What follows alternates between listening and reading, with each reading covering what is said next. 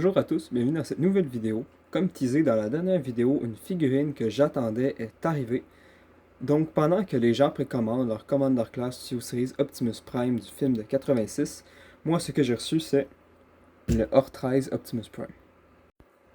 Petite mise au point avant de commencer la review de pourquoi j'ai commandé cette réédition du Horde 13 au lieu de commander le Commander Class qui va bientôt sortir.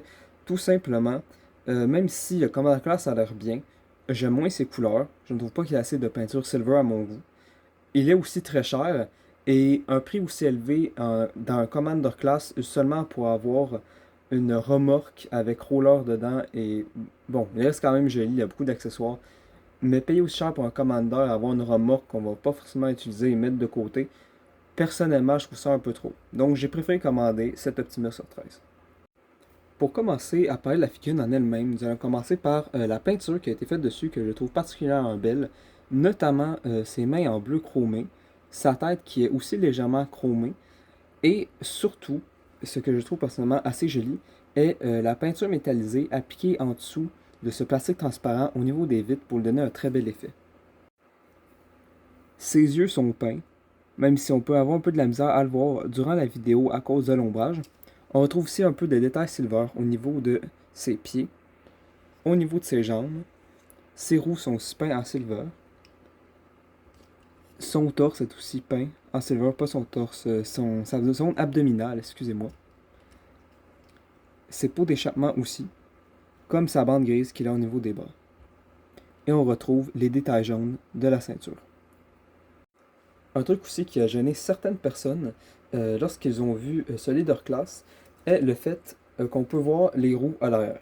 Personnellement, vu de face, ce n'est pas quelque chose qui est forcément flagrant, donc ce n'est pas la fin du monde.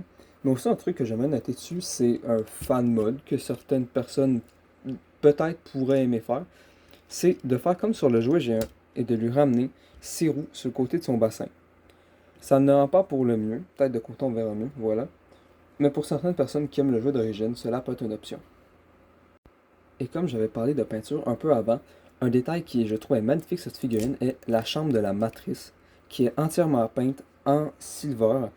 Et la matrice peinte, même si la mienne a quelques éclats de peinture dessus, elle est très très belle et elle est différente des autres matrices du commandement que j'ai dans ma collection, comparée par exemple à, attendez que je la trouve, celle de Galvatron qui est en plastique mat, mais la couleur bleue, je vous dirais, est en plastique mat, et celle du Laser Prime qui est beaucoup plus plate et a une proportion un peu différente.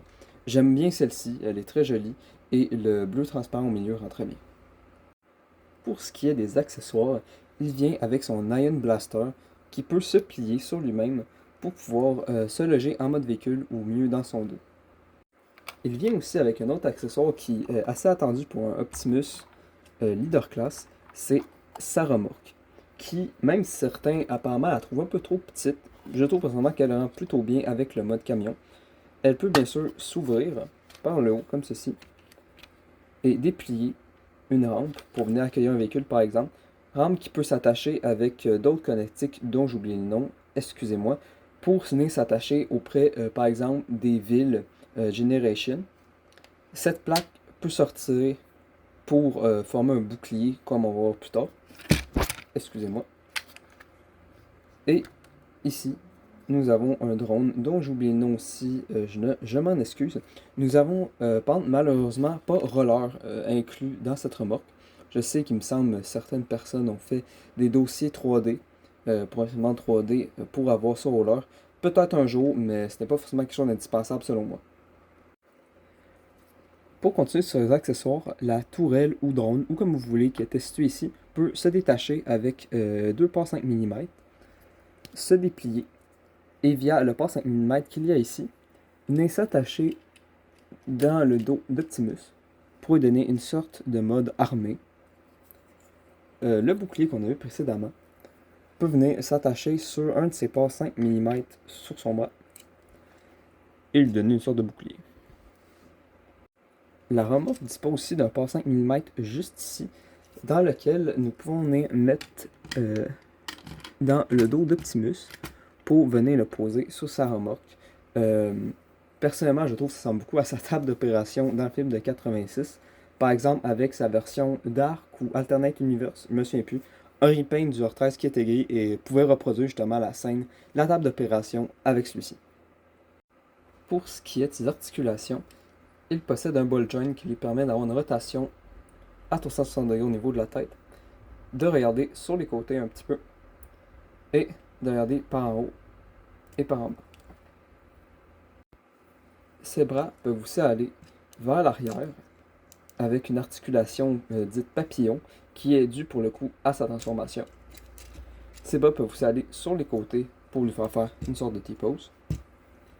Ses bras peuvent aller par en avant et faire un 360 degrés. Ses cuisses, je veux dire, rotation au niveau du biceps, excusez-moi, possède une rotation à 360 degrés. Ses coudes pliés à 90 degrés. Ses poignets tournent à 360 degrés. Et ses mains peuvent s'ouvrir. Il possède aussi une rotation au niveau du bassin qui, pente pour le coup, peut être gêné par ses roues à l'arrière. Mais si on les déplie, on peut lui donner beaucoup plus d'amplitude à son bassin. Il peut faire un grand écart. Ses jambes peuvent aller assez bien à l'avant et sont gênées par les roues à l'arrière. Ses cuisses possèdent une rotation à 360 degrés. Ses genoux plient à quand même plus de 90 degrés. Il possède une inclinaison à la cheville. Et techniquement, l'avant de son pied peut aller vers le bas. Et l'arrière du pied aussi. Pour commencer les comparaisons de taille en mode robot, le voici avec le Megatron Siege qui, bizarrement, ne tient pas très bien en place. Attendez, parfait. Et n'a pas le bon canon non plus car je l'ai pris d'occasion au marché aux puces à 5$ et il n'avait pas d'accessoire, donc je lui ai mis le canon du Gamer Edition.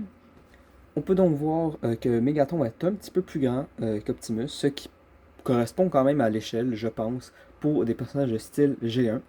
Même si Megatron a un peu plus d'effet de salissure, je trouve qu'ils passent quand même bien ensemble et font un plutôt bon duo. Le voici comparé au Legacy Chexus. Maintenant comparé au Legacy Laser Prime. Et je ne sais pas si on peut forcément bien voir à la caméra, mais bizarrement à la caméra, ça ressemble à être l'inverse. Mais en vrai, cet Optimus est légèrement plus grand que le Laser Optimus. Et je trouve à des bras qui rend quand même mieux parce que c'est là qu'on se rend compte que le Laser Optimus a vraiment des bras très fins et qu'il ne faut pas très imposants. Et pour finir les comparaisons de taille en mode robot, le voici avec le Studio 86 Bumblebee. On peut voir pour le coup que le Bumblebee est extrêmement petit, mais ça correspond quand même avec l'échelle. Maintenant, passons au mode alternatif. Pour ce qui est de la transformation, comme d'habitude, je mettrai une vidéo de transformation en lien dans la description. Pour ce qui est du mode alternatif, nous retrouvons le fameux camion rouge et bleu iconique de la G1 pour Optimus, avec, comme en mode robot, ces belles vitres bleues qu'on retrouve à l'avant, et aussi des réservoirs gris-silver qui dépassent sur les côtés. Ce qu'on pourrait noter, par exemple, c'est que ces roues avant ne sont pas peintes, contrairement à ces roues arrière, ce qui est un peu dommage. J'aime beaucoup aussi toute la peinture argentée sur le pare-choc et le bleu transparent utilisé pour les phares. Et comme vu en mode robot, il a sa remorque qu'on peut venir lui mettre à l'arrière de son camion, qui, comme certains disaient, était peut-être trop petite. Pour le coup, je trouve que les proportions sont correctes. Seul truc que je trouve assez étrange à propos de cette remorque est que c'est creux. Normalement, il est supposé avoir une pièce entre les deux roues, parce que normalement, c'est relié. Il me semble, si je dis pas de bêtises, je ne suis pas un expert des remorques non plus. Donc, c'est assez étrange que cet endroit soit creux. Mais bref, c'est pas forcément le plus grave quand il est mis en display sur le côté. Mais pour le coup, on se retrouve avec un plutôt beau mode camion avec sa remorque. Pour ce qui est de la première comparaison en mode alternatif, le voici, encore une fois avec, excusez-moi, le Studio 86 Bumblebee. Les deux, pour le coup, rentrent très bien à côté. Et nous retrouvons ce duo assez iconique de la G1 qui est très bien représenté ici en figurine. Le voici aussi pour le coup avec une autre version de Bumblebee, le Bumblebee Origin. Et pour finir les comparaisons en mode véhicule, le voici avec un véhicule, une voiture de taille plus normale comparé à Bumblebee, le Deluxe Legacy Knockout. Pour conclure avec ce Optimus, je dirais qu'il a une très bonne figurine avec de belles couleurs, des belles proportions, même s'il a un petit peu de keyboard qui peut gêner à l'arrière, ça passe quand même. Il a un très beau mode alternatif avec encore une fois des très belles couleurs et une très belle peinture et qui passe plutôt bien avec d'autres modes alternatifs Generation. Merci d'avoir écouté la vidéo. Si vous avez aimé, vous pouvez laisser un like ou vous abonner.